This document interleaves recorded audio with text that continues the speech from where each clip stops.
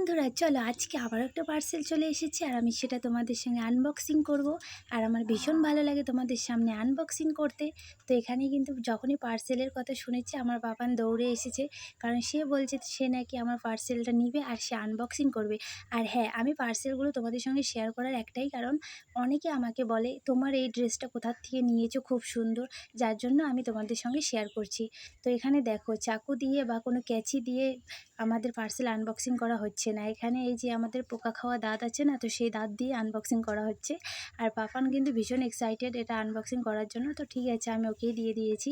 এই যে তারপর বের করেছে, কারণ এখানে ছিল দুটো কুর্তি সেট, তার মধ্যে দুটাই ভালো এসেছে। আর যেহেতু আমার ক্যামেরাটা অতটা ভালো না, তাই একটু কালারগুলো অন্যরকম লাগছে।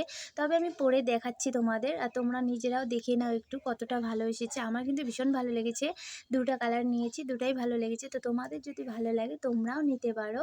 আর এটা নিয়েছি আমি মেশোর থেকে। তো ভিডিওটা এখানেই শেষ করলাম, টাটা।